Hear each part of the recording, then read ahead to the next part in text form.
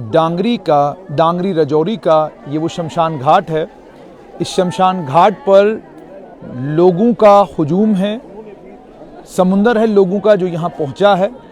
शमशान घाट के अंदर भी लोग हैं और बहुत सारे लोग, चूँकि अब संस्कार हो रहा है तो लोग वापस भी निकल रहे हैं, लेकिन जिस चेहरे पर आपकी नज़र पड़ेगी हर चेहरा गमगीन है, हर चेहरा उदास है, हर चेहरे पर आंसू हैं।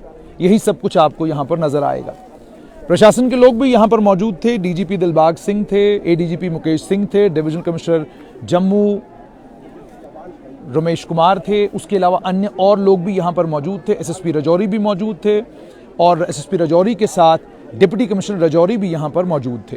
ये सब लोग यहाँ पर मौजूद थे, लेकिन परिवार हैं, जिन परिवारों ने अपने घर के लाल खोए हैं, जिन्होंने अपने बच्चे खोए हैं, जिन्होंने अपने घर के सदस्य खोए हैं, वो तमाम लोग बहुत सारे सवाल प्रशासन से पूछ रहे हैं।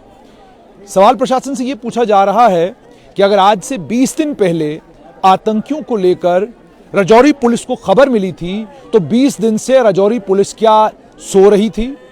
20 दिन से राजौरी पुलिस ने उन आतंकियों को लेकर क्या?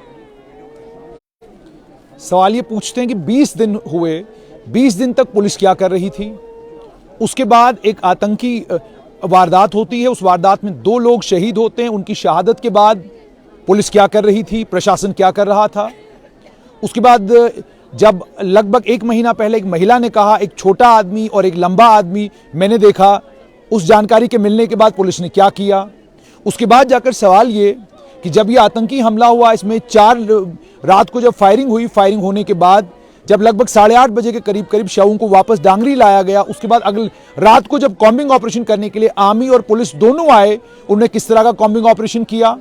3 मायने वहां लगाकर आतंकी चले गए। जिस समय 3 मायने लगाने में आतंकियों को कितना समय लगा होगा, उस पूरे समय में प्रशासन क्या कर रहा था, पुलिस क्या कर रही थी? रात के समय में स्निफर डॉग्स अगर वहां पर लिए गए, वहां पर अगर बाकी साजो सामान के साथ फौज पहुंची, पुलिस पहुंची, तो किस तरह की सैनिटाइजेशन उन्होंने वहां पर की? अगर एरिया सारा सैनिटाइज किया हुआ था, उस सैनिटाइज्ड एरिया में ये माइंस लगी हुई थी, क्या पुलिस को इन माइंस के बारे में जानकारी नहीं मिली? उसके बाद सुबह के वक्त में जिस माइंस वहां लगी हुई थी, पत्रकार भी वहां पर थे, आम लोग भी वहां पर थे, परिवार के लोग, जिस परिवार के ऊपर रात को आतंकियों ने हमला किया, उस परिवार के उसी दरवाजे की अगर आप तस्वीरें देखेंगे, उन तस्वीरों से साफ तौर पर आपको नजर आएगा कि ये सारे बच्चे जो इस माइन ब्लास्ट में जख्मी हुए हैं, ये उस घर के उसी दरवाजे पर बैठे हुए थे जिसके साथ में माइन ब्लास्ट हुआ है। पुलिस ने क्या इन सब चीजों का संज्ञान रात के समय में नहीं लिया? किस तरह का कॉम्बिंग ऑपरेशन वहां पर हुआ, जिस कॉम्बिंग ऑपरेशन में माइंस का पता पुलिस को नहीं चला? और यहां परिवार के लोग ये भी कहते हैं कि दफा 302 का मुकदमा इस मामले में क्यों ना हो, क्योंकि यह हत्या हुई है, ये परिवार के लोगों का कहना, कल भी उन्होंने हमसे कहा।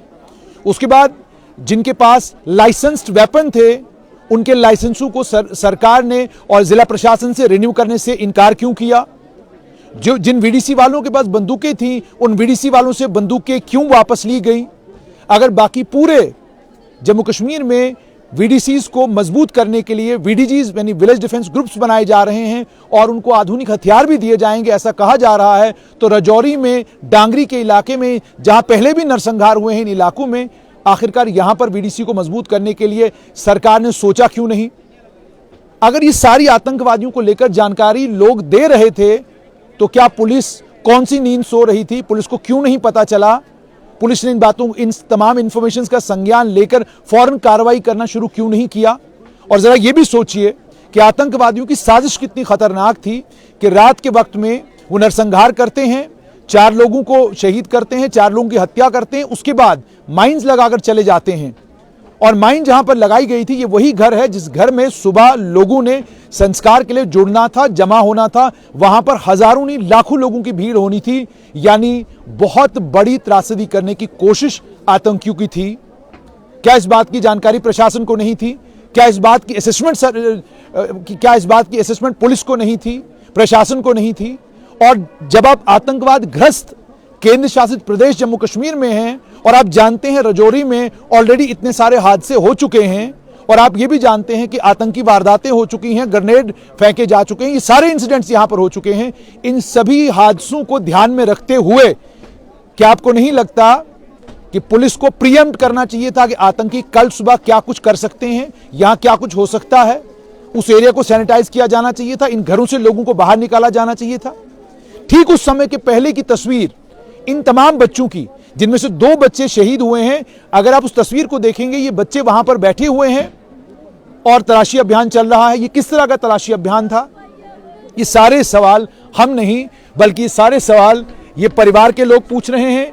ये सारे सवाल ये राजौरी और डांगरी के लोग पूछ रहे हैं। ये आप परिवार के लोगों की तस्वीरें देखिए, या आप परिवार के लोगों की हालत देखिए, या आप देखिए कि इस वक्त गम का तूफान है यहां पर। इस वक्त इस शमशान घाट में लोग दुखी हैं, लोग परेशान हैं, और लोग यही सब सवाल पूछ रहे हैं कि अगर प्रशासन ने वक्त रहते कदम उठाए होते, और यहां के जिला प्रशासन ने, पुलिस प्रशासन ने, वो रिपोर्ट्स जो आ रही थी कि आतंकी यहां पर घूम रहे हैं, अगर उनका संज्ञान लिया होता तो शायद ये नरसंहार नहीं होता, शायद ये माइंड ब्लास्ट नहीं होते, शायद आज यहां पर 6 चिताएं नहीं जल रही होती, शायद आज ये जो 3 परिवार हैं, इन 3 परिवारों के साथ जो कुछ हुआ है ये नहीं होता, शायद आज एक परिवार जो दीपक का परिवार है वो खत्म नहीं होता।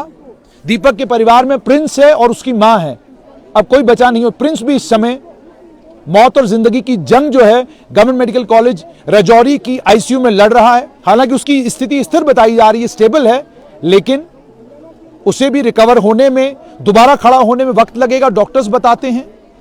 एक परिवार मुकम्मल तौर पर खत्म हो गया।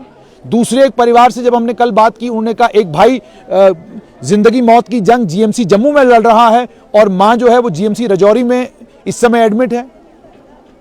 ये वो कहानी है राजौरी में, ये वो कहानी है आतंकवाद की और आतंकवादियों के उस भयानक चेहरे की। सवाल यही, ये जैसे मैंने आपको कहा कि जब मैं इन परिवारों से बात करता हूं तो आप इनकी जब बातें सुनते हैं तो सब वाजिब बातें हैं कि जब हम सरकार को ये सब कह रहे थे तो सरकार कौन सी नींद सो रही थी, जिला प्रशासन कर क्या रहा था, जिला प्रशासन ने इन तमाम चीजों को प्रायोरिटाइज क्यों नहीं किया? ये वो सारे सवाल हैं जो परिवार के लोग पूछ रहे हैं। कल लेफ्टिनेंट गवर्नर मनोज सिन्हा ने कहा है कि इस मामले की पूरी जांच की जाएगी और जिसकी भी कोताही होगी उसके खिलाफ कार्रवाई की जाएगी।